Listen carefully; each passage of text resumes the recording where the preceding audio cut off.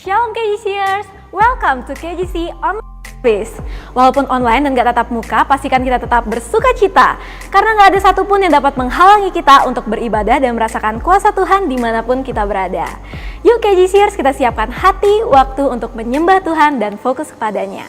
Jangan lupa catat firman Tuhan yang akan disampaikan, lalu renungkan dan lakukan.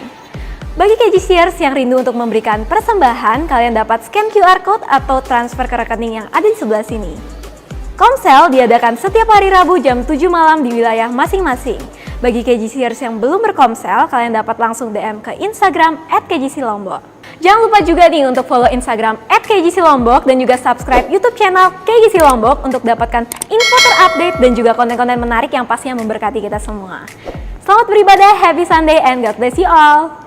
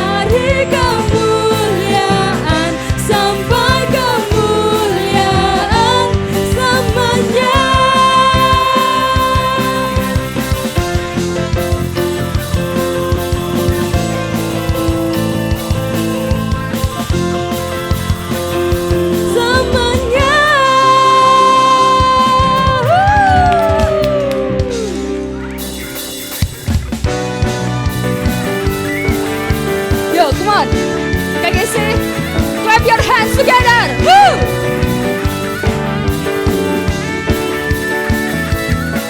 Bukan karena usahaku dan perbuatanku, semua pemberianmu, kasih dan rahmat yang kekal, berikan kepastian dalam pengharapan. Nyatalah karyamu di dalamku, sungguh besar kasih-Mu, berlimpah kebaikan-Mu, Kau menghidupkanku dengan anugerah-Mu. Oleh kasih karunia-Mu, Kau telah membangkitkanku, Kau menghidupkanku dengan anugerah-Mu. Oh, oh.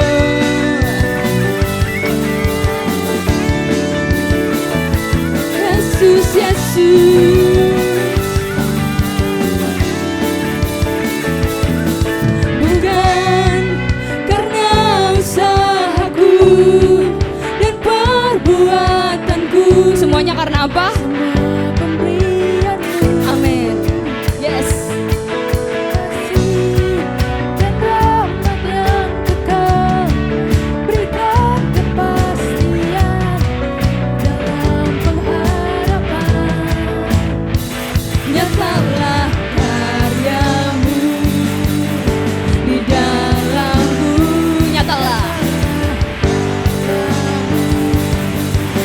di dalamku, sungguh besar kasih-Mu, melimpah kebaikan-Mu, Kau menghidupkanku dengan anugerah-Mu. Oleh kasih karunia-Mu, Kau telah membangkitkanku, Kau menghidupkanku dengan anugerah-Mu. Oh, oh.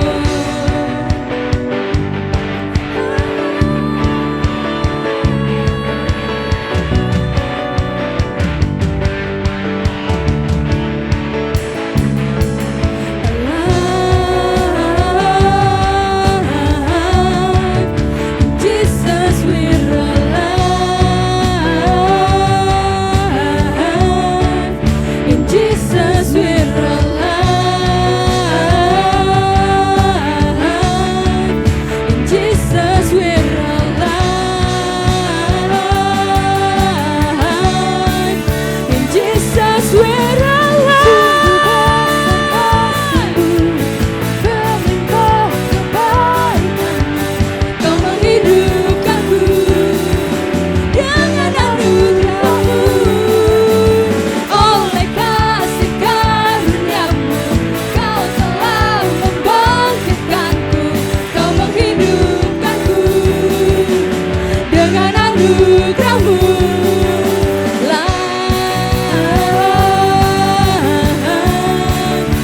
Jesus, we're alive.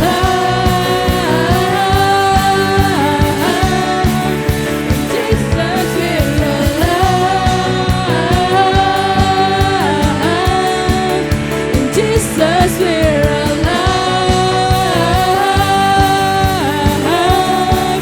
In Jesus, we're alive.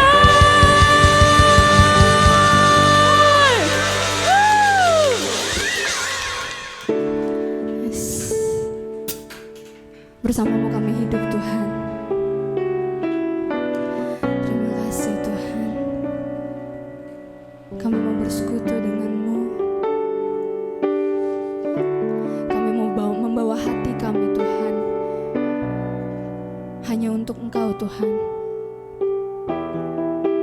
Karena kami percaya Engkau yang lebih tahu apa yang terbaik buat setiap kami. Engkau yang lebih tahu, Tuhan, apa yang terindah buat setiap kami. Terima kasih, Tuhan.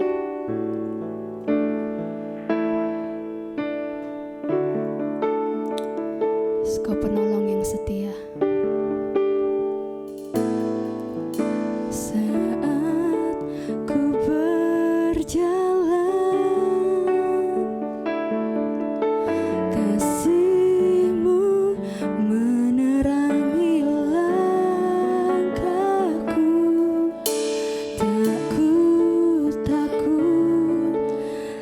Aku bimbang karena ku tahu kau bersamaku. Kau lebih tahu yang terbaik bagiku. Kau lebih sanggup pulihkan hidupku. Ku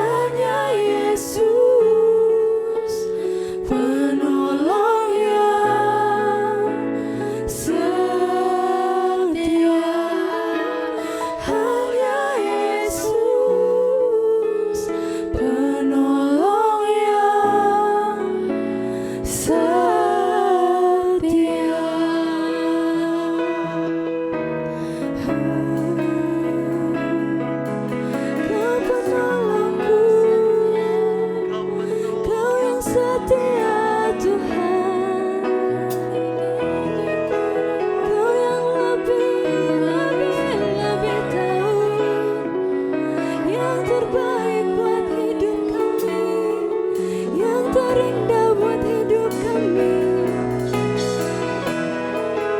Kau baik Tuhan, sampai selamanya, takkan pernah berubah. Yesus, kami naikkan pujian, kami naikkan syukur, syukur bagimu, syukur bagimu Tuhan. Kami rindu bersekutu denganmu Tuhan. Kami rindu mencari wajahmu Tuhan. Engkau hebat, kau gunung batuku, kau kekuatanku, kau kota bentengku Tuhan. Berajaranlah di tempat ini, Roh Kudusmu tercurah, kau yang jamah setiap kami, kau yang pulihkan, kau yang sembuhkan, kau yang kuatkan setiap kami Tuhan. Kau yang terbaik, Bapa yang terbaik, tiada yang dapat gantikanmu Tuhan. Kami percaya, kami percaya. Terima kasih Tuhan.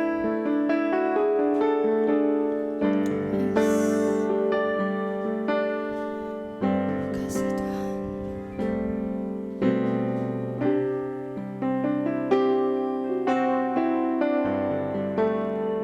Mari kita nikmati kasih Tuhan.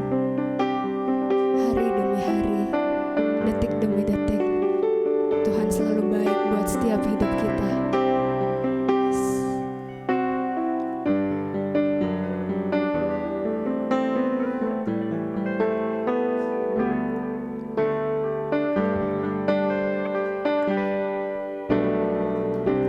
And all my life you have been faithful. All my life you have been so, so good. With every breath that I am able, oh, I will sing of the goodness of God. All my life. All my life you have been faithful. All my life you have been so, so good. With every breath that I am able, oh, I will sing of the goodness of God.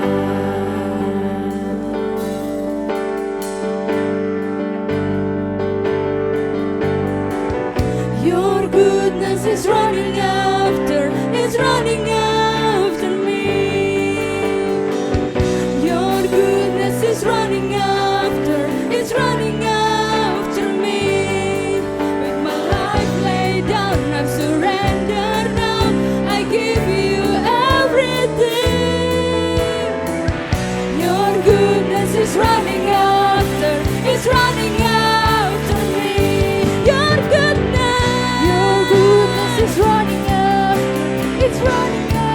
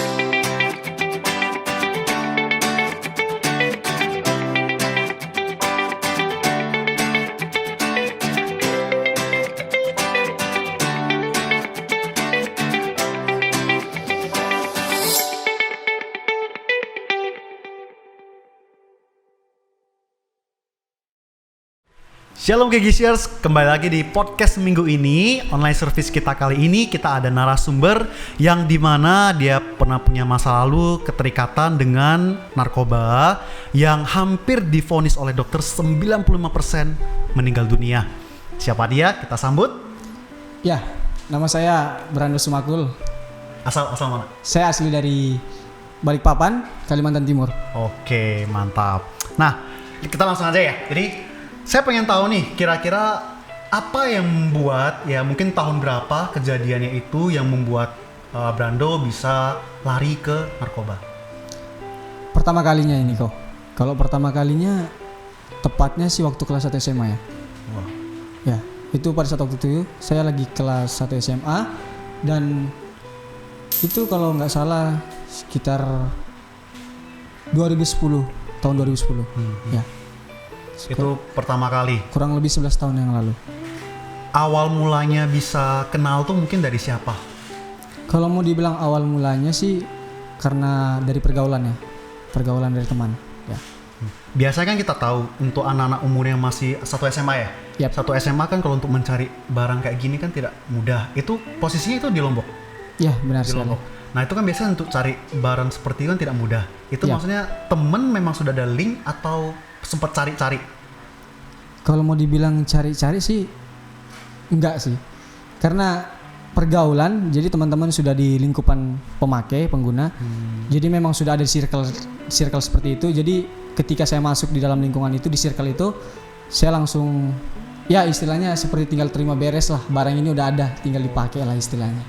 Jadi saya tidak perlu mencari lagi, memang sudah ada di tempat barang itu. Seperti itu. Tapi orang tua waktu itu tahu? Pada saat waktu itu orang tua tentu tidak tahu. Belum tahu. Yes. Wah, luar biasa ya pas itu ya. Tapi berarti di lingkungan itu nggak cuma anak SMA ya? Berarti itu campur? Atau mungkin ada orang lebih dewasa lagi di sana? Kemarin pas pertama kali saya mulai mengenal barang itu, tepatnya 1 SMA itu, kita di lingkungan anak sekolah sih pada saat itu. Malah anak sekolah Ya, semua? anak sekolah. Wow, berarti cukup anak muda SMA aja sudah mulai mengenal barang-barang Ya, seperti sangat itu ya? ironis. Oke. Saya pengen tahu nih sedikit hal. Ketika kamu keterikatan dalam hal narkotika, ya kan, namanya Yap. juga anak muda di usia seperti itu, apa yang paling berdampak? Mungkin awal-awal ya kan, apa yang mulai kerasa itu berdampak? Yang mulai kerasa dampaknya itu ketika saya terlibat, ya pasti kalau namanya pengguna pasti psikis ya, psikis terganggu. Sering ngelamun seperti itu. Terus lebih tepatnya juga kayak pergaulan ini kok semakin mengarah ke sesuatu yang tidak baik gitu. Jadi memang di dalam hati ini sudah ada seperti kepekaan, tapi namanya ya kembali lagi ya, kalau kita bisa bicarakan kan kita udah terjun dalam jeratan iblis. Kita susah untuk keluar dari cengkeramannya kalau selain tanpa kasih karunia Tuhan. Bagaimana dengan sekolah? Mungkin waktu itu sekolah mungkin pas tahun pertama atau bulan seberapa lama itu masih normal atau gimana? Ya tentunya karena pergaulan seperti itu otomatis sekolah berantakan. Sekolah sangat berantakan. Bolos gitu ya? Ya berantakan Banyak banget. bolos. Ya. Orang tua waktu itu di sini? Orang tua waktu itu kebetulan papa mama di Balikpapan. Oke. Jadi saya tinggal di sini dengan dengan paman saya. Oke. Ya. Oke. Nah, bagaimana kalau waktu itu paman tahu? Kalau paman di sini tahu? Waktu Tidak. kamu juga nggak tahu? Ya, nggak tahu. Kapan dia mulai tahu? Paman lebih tepatnya tahu waktu pas di 8 tahun kemudian 2018. Oh, malah 8 tahun kemudian? 2018 Oh, berarti benar. Kamu sempat di Lombok ketika itu sempat balik ke... Saya di Lombok dari tahun 2010 sampai 2012. Kemudian 2012 balik ke Manado.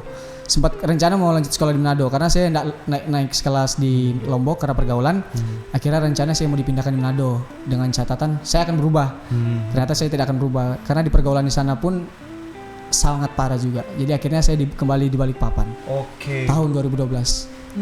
Berarti dari pergaulan awal di sini karena sudah terikat, akhirnya di sana pulang ke sana pun tetap mencari Ya, bahan seperti itu tambah ya? parah, tambah kacau. Oh, mudah gak kalau mencari yang ketergantungan orang seperti itu? Gampang gak mencari lingkungan seperti itu? Ya, sangat gampang. Sangat gampang ya? Ya. Orang tua taunya itu kapan kira-kira? Orang tua juga pas taunya, kalau mama sih lebih tepatnya sudah ada kayak kepekaan gitu ya.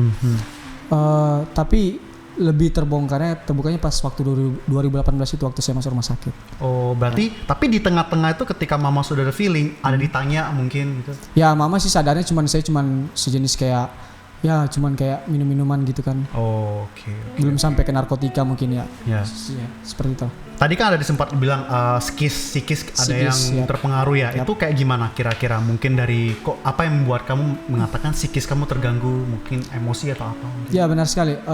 Karena kalau pemakai seperti itu, seperti saya di masa lalu waktu itu, lebih tepatnya sering emosional, emosi tidak terkontrol, gampang meledak. Jadi seperti itu. Berarti sering berantem sama orang tua juga ya pasti ya? Sangat sering. Luar biasa. Tapi waktu itu sudah mengenal Tuhan? Sudah kenal Tuhan? Kalau soal Tuhan, tahu Tuhan pasti tahu. Cuman untuk mengenalnya belum. Belum ya. Tahu Jadi- Tuhan tahu. Ya. Ya. Tapi aktif gereja gak waktu itu? Biasa, Kristen KTP kok. Oh gitu ya. Masuk Nggak- gereja, pulang gereja ya biasa. langsung Mau pulang bukan. gak peduli Ya. yang lain Ya, langsung seperti lanjut itu. ke Lanjut, ya. pergaulan Perjamuan seperti kudus. itu. Perjamuan kudus di luar gereja. Oh gitu. Oke. Kita lanjut. Ada pertanyaan lagi nih. Yap. Waktu kita sudah terikat, itu pasti kita bilang kan banyak anak-anak muda yang kita bilang ketika terikat susah lah. Apalagi kalau kita bilang obat-obatan. Jangan kan obat-obatan, kalau kita tahu di luar yang seperti rokok aja itu susah sekali ketika mereka mau melepas itu. Yap. Apalagi barang-barang narkotika seperti ini. Nah, apa pengalaman apa mungkin bisa diceritakan yang membuat Brando akhirnya memilih untuk lepas dari alat narkotika ini? Oke. Yang membuat saya terlepas dari jeratan narkoba ini ya. Ya tentunya kasih karunia Tuhan. Karena hanya dengan kasih karunia Tuhan. Jadi perlu nih saya ceritain tentang Ya, kronologi. satu cerita. Oke. Jadi saya kan jatuh dari 2010 narkoba. Saya pindah ke Balikpapan. Orang tua saya berharap pergaulan saya akan semakin baik. Ternyata di sana saya semakin mengenal dengan teman-teman saya yang wah luar biasa, pergaulan semakin parah. Akhirnya ketika saya mengenal dengan teman-teman saya yang seperti itu, pergaulan saya semakin parah. Saya lulus di 2013. Ketika saya lulus, saya langsung dapat tawaran pekerjaan. Ketika saya lulus, saya langsung bekerja di perusahaan di migas, di bagian kapal. Oh, imigrasi kapal. Ya, otomatis dengan anak yang umur pada saat waktu itu 18 tahun dapat penghasilan yang lumayan, Iya. pasti Ya, tahu lah kan lebih kok gampang seperti keluar apa. uang ya, Benar lebih sekali gampang cari ini. gampang karena sudah berpikir saya ada uang sendiri nih. Ya. Sementara waktu ada uang dari orang tua aja bisa seperti apa, apalagi di saat sudah bisa mencari keuangan sendiri, pasti nggak kebayang kan kok. Oke. Jadi berjalannya waktu saya pergaulan saya semakin parah, semakin hancur. Saya mengenal yang namanya dunia malam, clubbing apa segala macam. Bahkan saya sempat terjun juga di satu komunitas yang namanya jual beli perempuan seperti mucikari. Ya seperti itu. Karena saya hidup di circle yang sangat-sangat menggiring saya kepada maut. Bisa dikatakan seperti itu. Kalau boleh tahu waktu itu kan kamu sudah ada penghasilan lebih harusnya kan. Nah, kenapa masih terjun ke untuk itu, untuk mencari uang? Karena uang tuh rasanya gak cukup ya untuk obat-obat ini ya. Dia gak akan selalu gitu ya. Ya, kembali lagi karena Yesus pun kan dicoba iblis. Ya. Apalagi kita sebagai manusia. Pasti kita mengalami pencobaan. Ya karena kita dengan manusia 100% dan karena kedagingan sering mendominasi, akhirnya pada saat waktu itu saya menerima tawaran. Bahkan saya resign dari pekerjaan, saya terjun ke dunia malam, saya terjun di pergaulan seperti itu karena ya kalau mau dibicarakan penghasilannya sangat jauh-jauh berkali lipat ketimbang saya bekerja di kapal ya. Tapi ketika kita di dalam itu pasti gak ada rasa kepuasan Sangat, ya. ya. Benar-benar mencari Yap. terus ya. Yap. Gak ada rasa ketenangan Yap. gitu ya. Segalanya saya pada saat waktu itu kalau bisa dikatakan saya punya mungkin uang saya miliki, terus ke posisi bisa dikatakan kayak saya mengalami penerimaan di teman-teman. Tapi ada satu yang tidak bisa diisi oleh duniawi, kekosongan dalam hati. Jadi saya cuman bangun tidur, saya mabuk-mabukan dengan teman-teman saya. Bahkan saya mulai dari sore sampai malam saya melakukan hal-hal yang sangat tidak menyenangkan Tuhan. Selama bertahun-tahun saya melakukan seperti itu. Akhirnya saya bersyukur tiba di satu titik saya di tahun 2018. Jadi sudah saya persingkat maksudnya saya langsung ke 2018. Di situ saya mengalami kasih karunia Tuhan yang sangat luar biasa. Itu yang ya kemarin kita sempat cerita-cerita sama yang Brando ya kan. Nah di sini yang kedua yang aku cukup merinding sih dengar yang kita bilang satu hari ya dimana Ya. lagi sudah merencanakan party sama teman di sana, sudah obat-obatan dan sebagainya. Di hari itulah dimana kamu mengalami yang namanya overdosis ya, yang hampir Ya, bisa dibawa ke dikatakan. dokter dan hampir 90% meninggal. Nah itu Ya. ceritanya kayak gimana? Jadi tepatnya sebenarnya 1 minggu sebelum saya masuk ke rumah sakit, saya sudah sempat diingatkan Tuhan sih yo. Jadi saya sempat di kos-kosan dengan teman-teman saya. Saya sudah sempat melihat kayak tubuh saya di bawah dan arwah saya berdiri. Terus saya bernazar ke Tuhan. Saya bilang, Tuhan, jikalau Tuhan mengizinkan saya untuk balik ke dalam tubuh itu, saya berjanji tidak akan mengecewakan Tuhan. Itu 1 minggu Sebelum ya saya berharap itu teguran terakhir dari Tuhan. Oh berarti di Saya sini akan masuk rumah sakit lagi. Seminggu kemudian baru saya masuk rumah sakit. oh seminggu kemudian baru masuk Ya, rumah sakit. seminggu Berarti sebelumnya sudah sempat ngalamin kayak sejenis overdosis itu kalau di pengguna ketinggian. oh oke, Karena saya sudah sempat 3 hari 3 malam tidak tidur oke. karena Oh berarti pengaruh obat-obatan. oke. Berarti yang 1 minggu kemudian itu yang langsung dibawa ke dokter itu. Itu yang ya. Nah itu ceritanya gimana? Itu aku cukup tertarik di sana. Oke, jadi saya mau nambahin dikit Ya. karena kembali yang 1 minggu sebelumnya dulu. Manusia kan bebal. Ya. Seperti saya pada saat waktu itu. Jadi Tuhan sudah mengizinkan itu terjadi tujuannya supaya saya bertobat. Namun kembali lagi karena saya bebal, saya masih melakukan hal yang sama di dalam 1 minggu berturut-turut. Akhirnya tiba satu titik, saya dengan teman-teman saya di satu kos. Kita di situ pesta pora. Di situ sudah ada dengan perempuan yang tidak beres, pokoknya berbagai macam latar belakang. Dan di situ sudah ada para teman-teman saya yang pengguna semua. Akhirnya tepat di malam minggu, saya masih ingat kejadian itu. Di malam minggu kami pesta pora, kami pesta dengan obat-obatan, minum-minuman, dengan wanita-wanita yang tidak jelas. Akhirnya saya bersyukur Tuhan menegur saya di hari Minggu itu. Tuhan menegur saya dengan cara Tuhan. Jadi ya kita itu kalau di kalangan pengguna, apalagi kalau di Balikpapan itu seperti kayak pihak kepolisian sudah bekerja sama dengan BNN dengan pihak rumah sakit. Jadi pas hari Minggu itu saya ngalamin kayak gelisah. Saya dari malam sampai pagi saya nggak ada tidur. Tepat di siang. Jadi teman saya waktu beli makan, teman-teman saya beli makan. Pas saya makan, tapi saya nggak bisa makan. Tidur pun tidak bisa. Jadi karena apa ya? Pemakai, jadi saya cuma hanya minum es teh. Cari yang manis-manis kan, karena kan ya tidak bisa dijelaskan sih kalau untuk ya pengguna. Jadi akhirnya saya tiba di siang hari.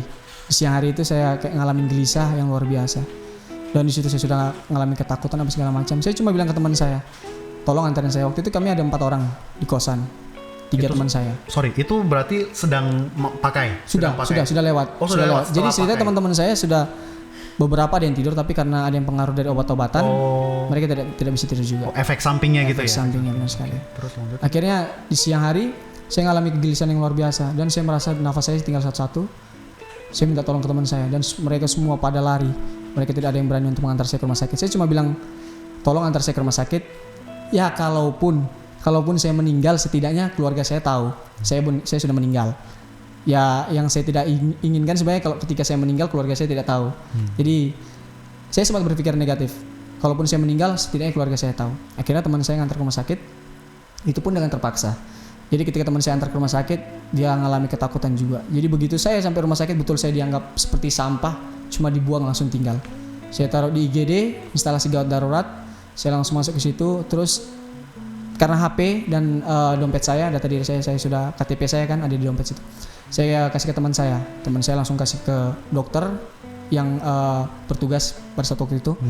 Akhirnya waktu dikasih, teman saya langsung tinggal.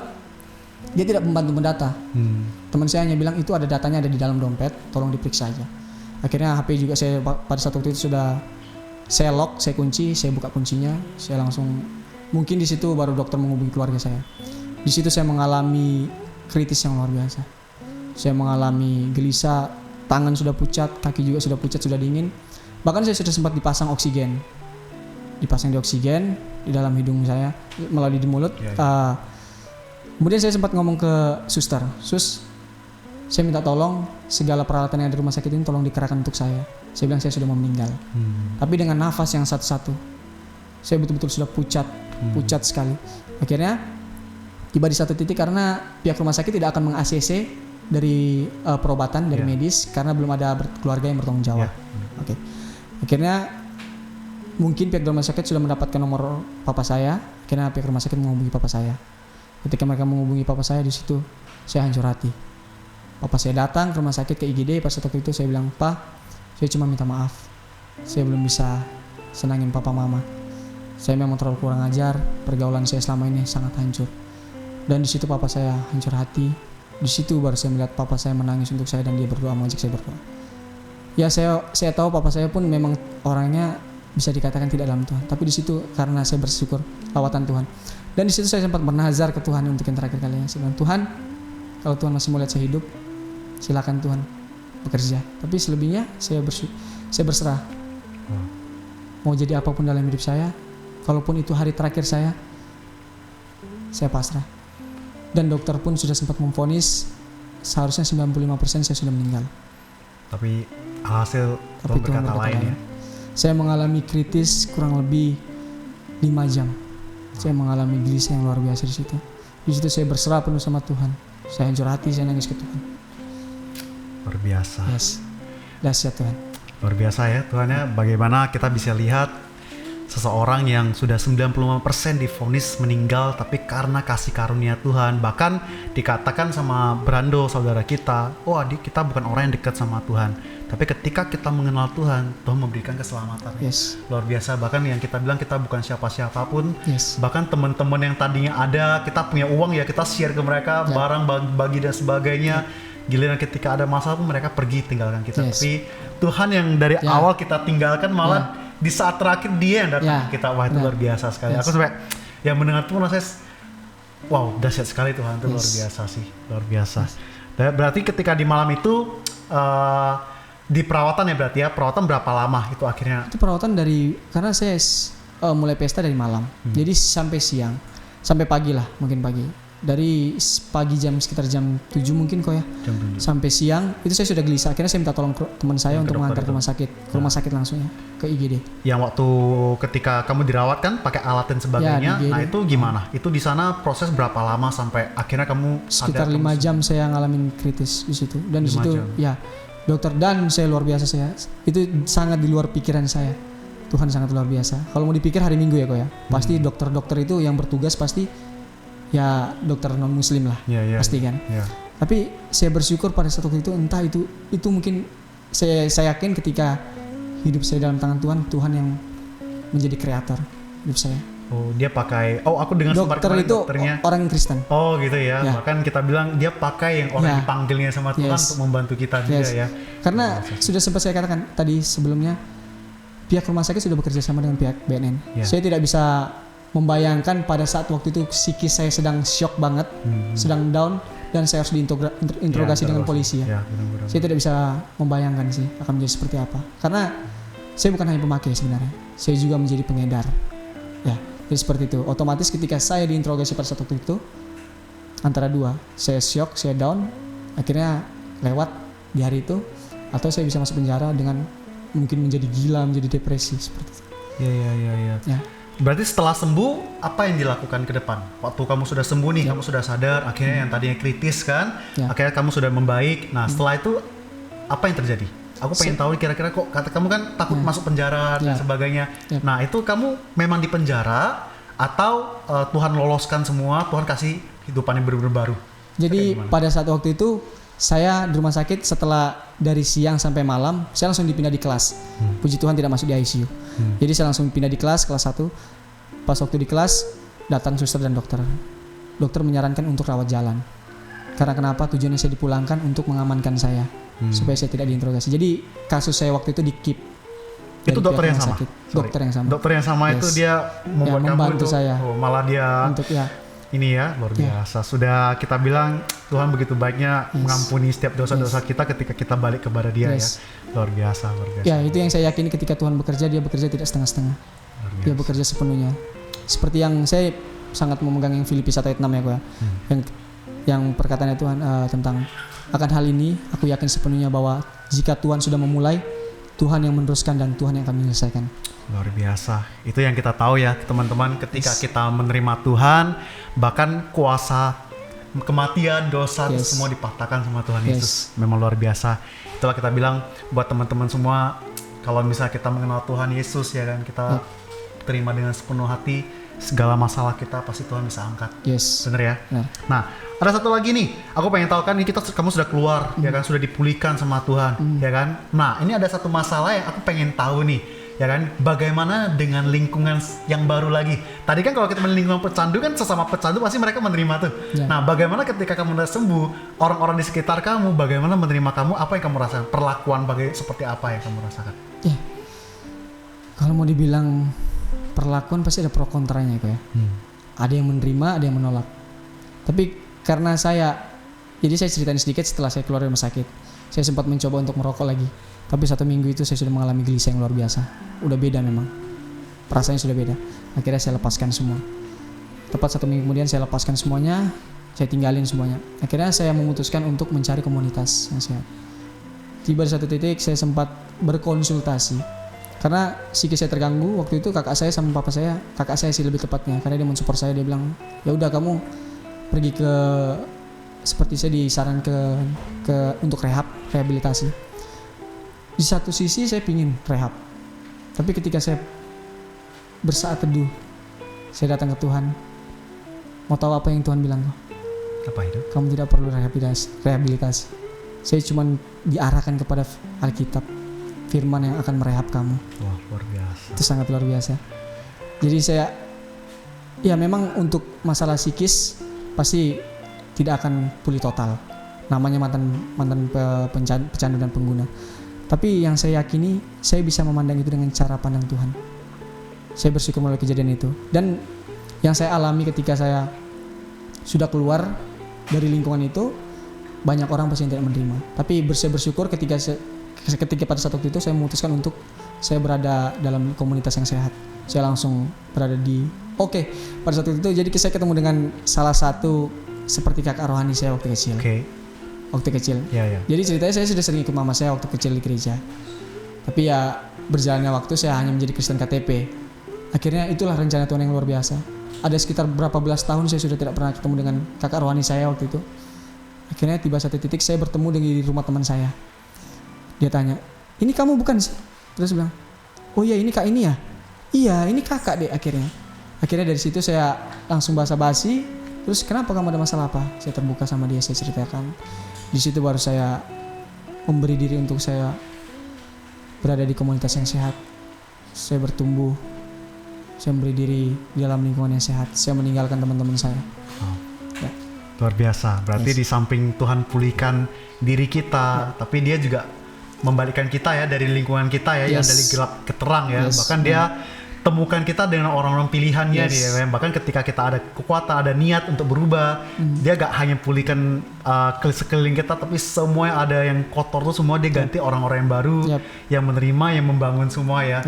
Berarti memang luar biasa ya. Itu teman-teman, kita bilang pentingnya sebuah komunitas yang benar ya kan. Apabila kalian misalnya sekarang berada di dalam sebuah komunitas yang kita bilang salah ya, itu pasti kita berdoa sama Tuhan, pasti kita akan ditempatkan lagi di sesuatu yang benar, kita diberikan hati yang teguh ya, untuk beranikan diri untuk keluar daripada jalan itu. Benar ya? Itu luar biasa sekali sih. Nah, kalau di sekarang ini kira-kira pertanyaan terakhir nih, aku pengen tahu pesan apa yang mungkin, apa yang kamu alami yang pengen kamu sharingkan ke teman-teman kita mungkin. Jadi yang dari apa yang kamu pegang, jadi ketika kamu mengingat sebuah peristiwa itu, oh inilah pesan gimana Tuhan terbaik yang selalu mengubah itu. Sehingga kadang kan orang kalau pecandu kan ada pengen balik lagi ke yang ke masa lalu itu kan, kadang kan namanya juga pecandu kan, tapi apa yang membuat kamu tetap bertahan akhirnya di dalam Tuhan?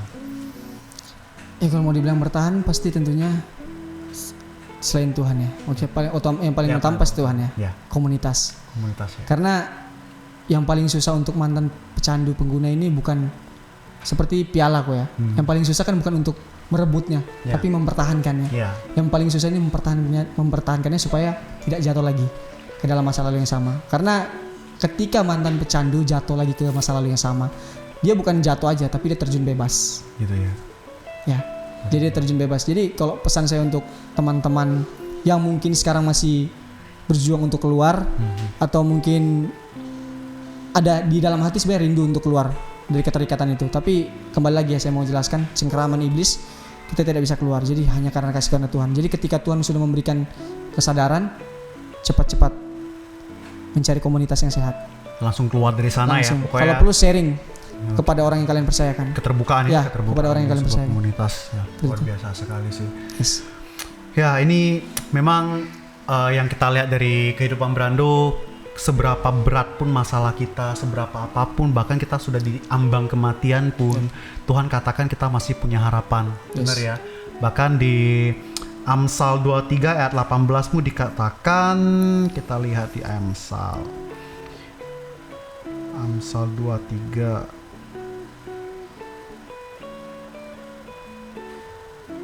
Kita ada dikatakan, ini cukup ayat yang cukup bagus ini. Amsal 23 ini, Amsal 23 ayat 18.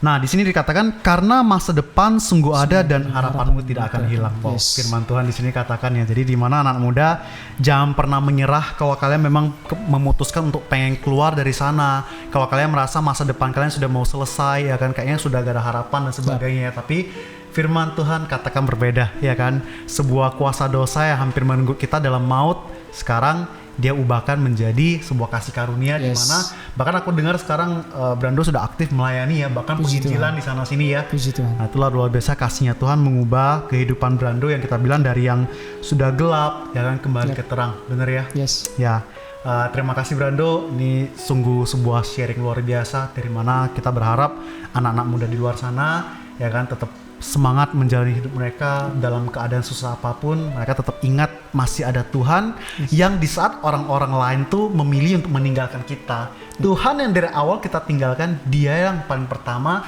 menyelamatkan kita ketika kita dalam kesusahan.